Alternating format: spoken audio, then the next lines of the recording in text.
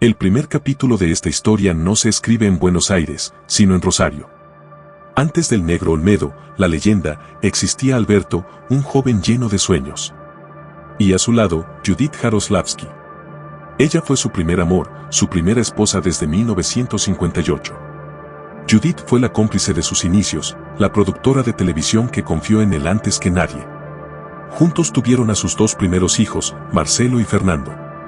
Ella era el ancla a su vida anterior mientras él despegaba hacia la fama. Pero esa misma fama, el ritmo arrollador de Buenos Aires, se convirtió en una distancia insalvable. A mediados de los 60, el matrimonio llegó a su fin.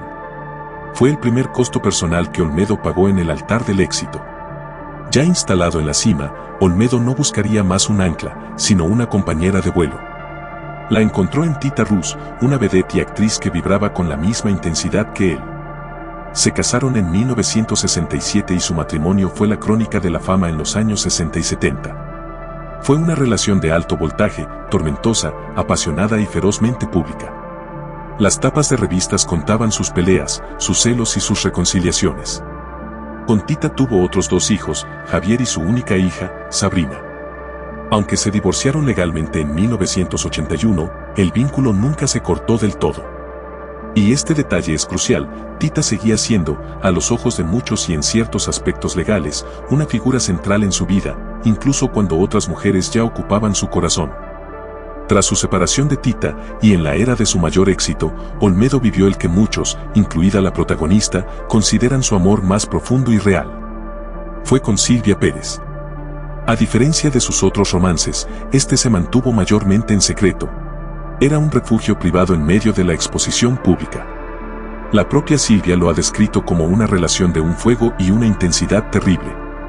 Sin embargo, la naturaleza tormentosa de la vida de Olmedo hizo que este vínculo tuviera pausas e intermitencias. En el universo de un hombre tan deseado, la línea entre la realidad y el rumor era muy delgada. Olmedo trabajó con las mujeres más icónicas de Argentina y la fantasía del público a menudo las convertía en sus amantes. Pero la verdad era otra. Con divas como Susana Jiménez y Susana Traverso, su relación fue la de un colega brillante, una pareja cinematográfica con una química explosiva en pantalla, pero que no trascendió al plano personal. Con Moria Kazan, el vínculo fue aún más especial, pero en la dirección opuesta al romance. Moria lo dijo 1000 veces, eran amigotes.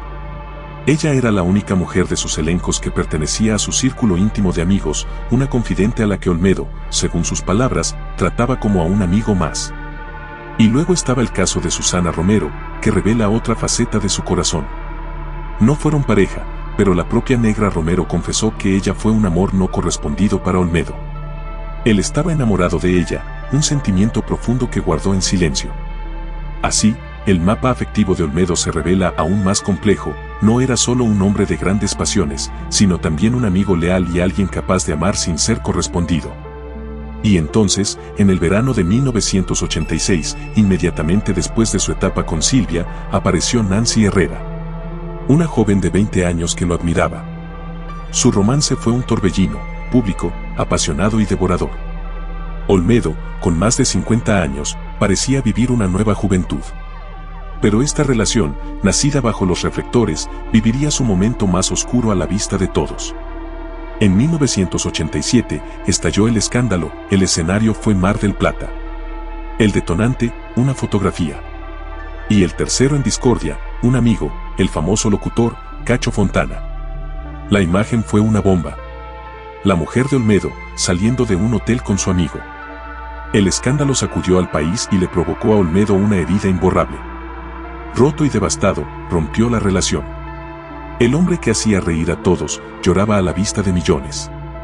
Con el corazón destrozado, Olmedo buscó refugio en un puerto seguro, en la mujer que había sido su gran amor apenas un año antes, Silvia Pérez. La propia Silvia contaría, años después, que lo encontró sumido en una profunda tristeza. Ella se convirtió en su confidente, en la calma secreta después de la tormenta pública. Pero el torbellino no había terminado. Nancy reapareció con una noticia que lo cambiaba todo, estaba esperando un hijo suyo.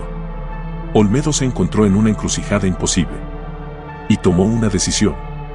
Dejó la calma de su refugio con Silvia y viajó a Mar del Plata para el reencuentro final con Nancy. La noche del 4 de marzo no era solo una reconciliación, era la culminación de una elección. Horas después, tras la confirmación del embarazo y una discusión cuyas palabras se perdieron para siempre, la risa del país se apagó al caer desde aquel balcón. Cuando la leyenda se apagó, comenzaron las historias de los sobrevivientes.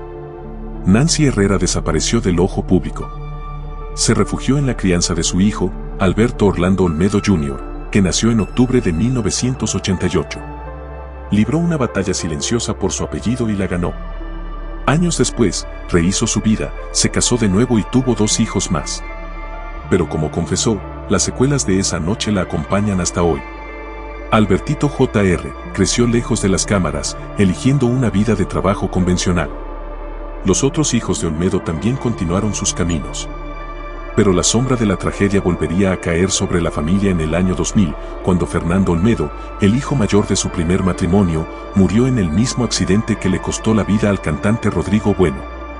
Más allá del trágico desenlace, la historia sentimental de Olmedo nos deja el eco de un hombre que amó y sufrió con la misma intensidad con la que hizo reír.